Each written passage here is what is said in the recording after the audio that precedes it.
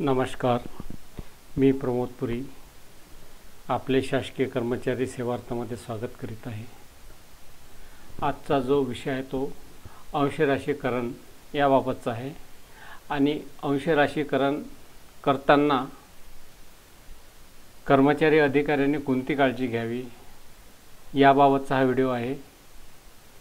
जे कोणी आता यापुढे सेवानिवृत्त होईल तर त्यांनी अंशराशीकरणाचा अर्ज कसा भरावा, अर्ज किती प्रती द्यावा याबाबतची सर्व माहिती या ठिकाणी आपण सांगणार आहोत। आपल्या या शासकीय कर्मचारी सेवार्थ वेबसाईटमध्ये आपल्याला हा अंशराशीकरणाचा जो व्हिडिओ आणि टॅब टाकलेला आहे, जो ब्लॉग टाकलेला आहे, हे आपल्याला या ठिकाणी दिसेल। आता यामध्ये आपण फॉर्म ए कशासाठी आहे, फॉर्म बी कशासाठी आहे, तर फॉर्म ए जो आहे, आता फॉर्म ए आणि बीचा कन्सेप्ट लक्षात घेऊन घ्या। आपल्याला लक्षात नाही राहील का फॉर्म ए कशासाठी आहे आणि फॉर्म बी। ए म्हणजे आफ्टर आणि बी म्हणजे बिफोर, बस एवढं लक्षात ठेवा। आफ्टर म्हणजे जर आपण सेवानिवृत्त झालो असाल तर सेवानिवृत्तीनंतर जो फॉर्म भरून द्यायचा असेल अंशराशीकरणासाठी तो म्हणजे फॉर्म ए आफ्टर। बी म्हणजे बिफोर। फॉर्म बी म्हणजे जो आपल्याला सेवानिवृत्तीपूर्वी 3 महिने आधी जो भरून द्यायचा आहे तो म्हणजे फॉर्म बी। झाला कन्सेप्ट क्लिअर ए आणि बीचा। बस याप्रमाणे आपण हे एक्सेलची शीट दिलेली आहे। इथं कॉम्युनिकेशनचा जो रूल्स आहे तो दिलेला आहे आणि पेन्शनचा दिलेला आहे आपण या ठिकाणी, आणि आधीचे हे व्हिडिओ दिलेले आहे। तर या ठिकाणी आपण एक्सेलच्या शीटमध्ये येऊया।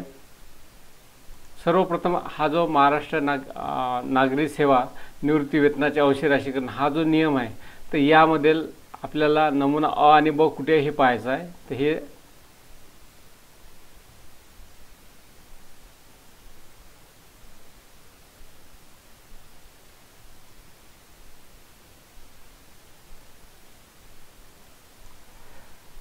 फॉर्म ए आता ह्या ठिकाणी दिलेला आहे। फॉर्म ए त्याचीच मराठी हे दिलेले आहे। आता याप्रमाणे आपल्याला पाहायचं आहे ए, आणि त्याचप्रमाणे या ठिकाणी बी दिलेला आहे, तो बी पण आपल्याला फॉर्म दोन्ही पाहायचे आहे। या पुस्तकातून वाचून घ्यायचं म्हणजे आपल्याला सर्व लक्षात येईल। तर आपण एक्सेल शीटवर येऊया। आता ही एक्सेलची शीट आहे। या ठिकाणी जर आपण यामध्ये डाटा भरला म्हणजे इथं लाल रंगात जे दिलेलं आहे तिथं नाव लिहून टाकायचं, डेसिग्नेशन, बेसिक जे असेल ते, date of birth, date of joining आणि डेट ऑफ रिटायरमेंट, एवढा तुम्ही जर डाटा भरला तर तुमचा अंशराशीकरणाचा नमुना तयार होऊन जाईल आणि आपल्याला पेन्शन किती मिळते याबाबतचं पण कॅल्क्युलेशन या ठिकाणी येऊन जाईल। लेंथ ऑफ सर्व्हिस इथे मिळेल। आता कॉम्युनिकेशनचा जो रेट आहे तो आपल्याला जे 58 वर्षे होतात त्यांना 8.31 आहे, आणि त्याच्यापूर्वी क्लास 4 वगैरे आहे तर या ठिकाणी हा रेट दिलेला आहे। किंवा कोणी स्वेच्छानिवृत्ती घेतली असेल तर त्याप्रमाणे पाहून घ्यायचा किती वर्षासाठी काय रेट आहे आणि तो तिथे इथून सिलेक्ट करायचा। इथून सिलेक्ट करून आपण घेऊ शकता, ठीक आहे। याच्याप्रमाणे काय झालं, कॉम्युनिकेशन मंथली पेन्शनची अमाऊंट आली, कॉम्युनिकेशन किती मिळणार ते आलं। आता आपलं पेन्शन किती बसेल त्याच्यामधून जी विकल्याची रक्कम आहे ती आपण कापली, आणि रिड्यूस पेन्शन ही 13,860 होईल, आणि ग्रॅज्युएटी किती मिळेल तर ग्रॅज्युएटीचा आपल्याला ही अमाऊंट मिळेल। आणि कर्मचारी जेव्हा सेवानिवृत्त होऊन 7 वर्षांनी त्याला जर आधी त्यानंतर वारला तर त्याच्या कुटुंबाला किती मिळेल हे 30% ही अमाऊंट आलेली आहे। आणि जर कर्मचारी सेवेत असला आणि मयत झाला तर त्या ठिकाणी 10 वर्षापर्यंत ही अमाऊंट चालते। लक्षात घ्या 10 वर्षापर्यंत 50%च येईल। आता यानुसार लिव्ह इनकॅशमेंट जर असेल आपले 300 दिवस असेल ते टाकायचं, इथला डे रेट करायचा म्हणजे आपल्याला पेन्शन किती हाती मिळेल, लिव्ह इनकॅशमेंटची किती अमाऊंट होईल, जीआयचं कॅल्क्युलेशन इथून जायचं, आपलं हे टाकायचं। तर याच्याप्रमाणे आपल्याला किती रुपये मिळेल हे आपल्याला या ठिकाणी दिसते, आणि याचे फॉर्म्युले या ठिकाणी आपण हे दिलेले आहे। हे फॉर्म्युले जर बघितले म्हणजे आता इथे तुम्ही याला क्लिक केलं का ही अमाऊंट कशी आली, तर ही आपल्याला C53 आली। तर हे C53 पाहून घ्यायचं काय आता हे। आता इथे आल्यावर इथे हे कशी आली, तर याला जर क्लिक केलं तर आपल्याला लक्षात येईल का जे निवृत्ती वेतन आहे अर्ध झालेलं त्याच्या 40%, बरोबर आहे। तर याच्याप्रमाणे आपण फॉर्म्युले चेक करून घ्यायचे, आपल्याला सर्व समजून जाईल। तर आता आपण मूळ अंशराशीकरण नमुना ए आणि बी। ए म्हणजे आफ्टर,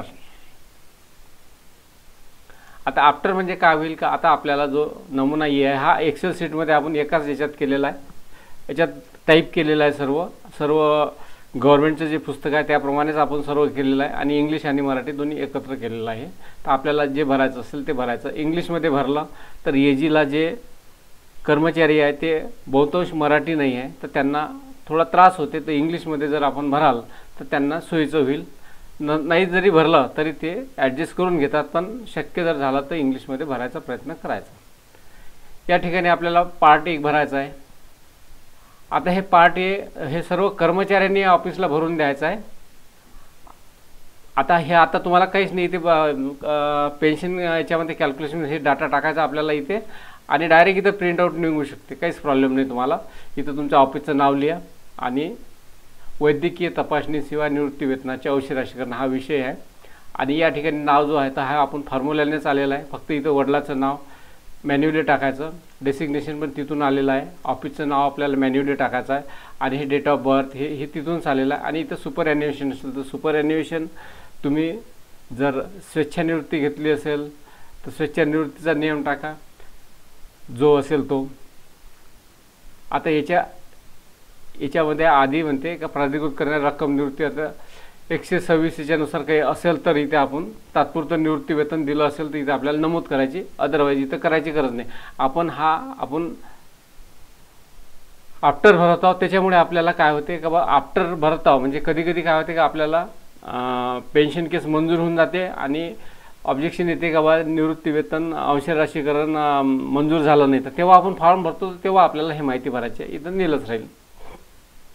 अंश राशीकरण प्रस्तावित केलेल्या नियमित वयोमानानुसार किती टक्के आपल्याला विकायचं आहे, हे 40%. आपण 1% तर 40% कितीही विकू शकता. आपल्याला असं बाइंडिंग नाही आहे तुम्ही म्हटलं मला 5% विकायचं आहे तर 5% विकू शकता. 10% म्हणाल तर 10, 15, 20, 25, 30, 40 किंवा विकायचं नसेल तर 0. म्हणजे विकायचं नसेल तर हा प्रश्नच नाही फॉर्म भरायचा. आता इथं हे कुठे जाते, नागपूर एजीला जाईल किंवा नागपूर एजी किंवा मुंबई एजी. आता इथे तुमचं जे असेल ते इथे आपल्याला हे डिटेल्स टाकायचं आहे. कोणते ट्रेझरी घेत आहे ते, तुमचं स्टेट बँकेचा अकाउंट नंबर, नाव, ब्रँचचं ॲड्रेस वगैरे इथे टाकायचं आहे. आणि या ठिकाणी टाकून आपल्याला तारीख टाकायची आहे आणि तारीख टाकून आपल्याला इथं सही करायची आहे आणि आपला पत्ता लिहायचा पोस्टल. आता बघा हे कोणी टीप वाचली नाही तर याच्यामध्ये स्पष्ट म्हटलेलं आहे आपल्याला रिसिप्टमध्ये पुढे भाग 2 हे पोस्ट पावती. तर पोस्ट पावती महत्त्वाची आहे का, हे पोस्ट पावतीवर आपली तयार होऊन जाईल. इथे फॉर्म्युलाच टाकलेला आहे. फॉर्म्युला हा अँडने जोडलेला आहे. आता इथे बघा काय म्हटलं आहे, या पोस्ट पावतीवर सही शिक्क्यानिशी दिनांक टाकावा आणि त्यानंतर ती नमुन्यापासून अलग करून अर्जदाराकडे सुपूर्द करावी. म्हणजे बघा यांनी स्पष्ट सूचना दिल्या आहे का हे आपल्याला घ्यायचं. ही तुम्हाला रिसिप्ट मिळाली म्हणजे तुम्ही अंश राशीकरणासाठी पात्र झाला हे लक्षात घ्या. म्हणजे जर समजा कर्मचाऱ्यांनी 30 तारखेला म्हणजे आता हा समजा ऑगस्ट आहे, 31 ऑगस्टला तो रिटायर होऊन राहिला तर याच्या आधी यांनी हा फॉर्म दिला, नमुना ए भरून दिला आणि याच्यावर ऑफिसने रिसिप्ट केली आणि कर्मचारी जर समजा 1 सप्टेंबरला मयत झाला तरी त्याला अंश राशीकरण मिळेल, कारण की यांनी पोस्ट घेतली. नाही तर हे पोस्टचं एवढं यांनी हे नसतं केलं, परंतु बऱ्याचशा ठिकाणी माहिती नाही आहे त्याच्यामुळे हा असा प्रॉब्लेम येते.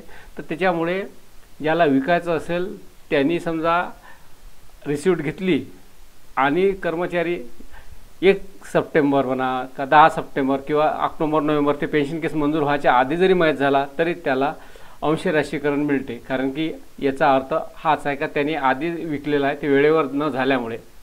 आणि याकरिता 6 महिन्याची जी मुदत दिलेली आहे का 6 महिन्याच्या आधी आपल्याला पेन्शन एजीला पाठवायची, तर त्याचा प्रोसेस हाच आहे. तर आता आपल्याला लेट होत आहे, आपलं वेतन पडताळणी किंवा अशा बऱ्याचशा गोष्टी आहेत त्यामुळे आपल्याला विलंब होत आहे. तर हे घेणे महत्त्वाचं आहे. आणि जर हे केलं असेल तर डाकेने आला असेल तर त्याला त्याच दिवशी पोस्ट देण्यात यावी आणि पोस्ट रजिस्टर्ड पोस्टाने त्याला कळवावं. एवढं इथपर्यंत यांनी दिलेलं आहे. हे आपलं फॉलो होत नाही ही वेगळी गोष्ट आहे, परंतु याच्यामध्ये सर्व दिलेलं आहे. बरोबर. आता तिसरा पार्ट आहे हा ऑफिसनी एजी ऑफिसला भरून द्यायचा, तर त्याच्याप्रमाणे हे करून दिलं तर या ठिकाणी आपल्याला हे अमाऊंट येईल. इथे फॉर्म्युल्याने झालेली आहे, हे पण यांच्या फॉर्म्युल्याने भरलेलं आहे त्यामुळे इकडलं डिलीट करू नका. आणि इथे अमाऊंट पण हे फॉर्म्युल्यामधून चाललेली आहे. हे सर्व आपल्याला या ठिकाणी येऊन जाईल याप्रमाणे. आणि इथे ऑफिसचा शिक्का, सही इथे टाकायचा. म्हणजे हा झाला नमुना ए. त्याचप्रमाणे नमुना बी. नमुना बी मध्ये पण काय म्हटलेलं आहे का सेवानिवृत्ती 3 महिन्याच्या आत. बी म्हणजे बिफोर, म्हणजे पूर्वी, बरोबर आहे. आता हे 3 महिन्याच्या आत आपल्याला द्यायचं आहे. तिथं इथे काय होतं, आपल्याला हा नमुना ए होता, आपल्याला हा सेवानिवृत्तीपासून तर 1 वर्षाच्या आतमध्ये, एवढं लक्षात घ्या. 1 वर्षाच्या आतमध्ये जर केलं तर आपल्याला मेडिकल करायचं नाही आहे. मेडिकल 1 वर्षाच्या वर असेल तर आपल्याला मेडिकल करावं लागते. त्यासाठी नमुना सी डी ई भरावं लागते. आता बीमध्ये येऊ. बी म्हणजे सेवानिवृत्ती 3 महिन्याआधी. हे जे सेवानिवृत्त व्हायचे आहे त्यांनी हे भरून द्यायचं. हे सेम असंच हे आहे, काहीच प्रॉब्लेम नाही आहे. नाव वगैरे सर्व हे डिटेल्स तुमचं येऊन जाईल. आणि इथे पण म्हटलं आहे, इथे पण पोच पावती दिलेलं आहे, अर्ज मिळाला म्हणून, बरोबर आहे. म्हणजे हे मिळाला म्हणजे ही आपण दिलं म्हणजे आपण अंशराशीकरणाला पात्र आहो असं समजायचं. आणि ही ऑफिस भरेल, हे पण सेम आहे, थोडंसं डिफरन्स आहे एमध्ये आणि बीमध्ये. तर याप्रमाणे ह्या अंशराशीकरणाचा नमुना हे दोन्ही आपल्याला दिलेले आहे. बरेच दिवसापासून या नमुना ए ची आणि बीची मागणी होत होती आणि बऱ्याच लोकांना म्हणजे 90% लोक भरून देत नाही. परंतु मी पण माझ्या ऑफिसला घेत नव्हतो, परंतु एजीनी 1-2 वेळा ऑब्जेक्शन काढले. त्याच्यामुळे लक्षात आलं का त्यांना नमुना पाहिजे. आणि अजून एक महत्त्वाची गोष्ट की जेव्हा आपण ऑनलाईन भरतो तर ऑनलाईनमध्ये आपल्याला हा अर्ज केव्हा प्राप्त झाला ते डेट टाकावं लागते. आणि बरेच जण ते डेट टाकत नाही किंवा डेट नंतरची टाकतात किंवा आधीची टाकतात. हे थोडं मिसमॅच होते. त्याच्यामुळे एजी अंशराशीकरण मंजूर करत नाही अशा केसेस पाहण्यात आलेल्या आहे. तर त्यामुळे यांनी जो दिलेला ते दिनांक तिथे टाकायचा, तर त्यामुळे आपल्याला येऊन जाईल. आणि ते CUPची जे तिथे डेट टाकायची असते ऑनलाईनमध्ये ती सेवानिवृत्तीच्या नंतरची, म्हणजे 31 ऑगस्टला होत असेल तर 1 सप्टेंबर आपल्याला तिथं दिनांक टाकायची आहे का, मग तिथून आपल्याला ते CUPचा रेट धरला जाईल. तर याप्रमाणे आपल्याला हे नमुना अ आणि ब याबद्दल आपल्याला माहिती देण्यात आलेली आहे.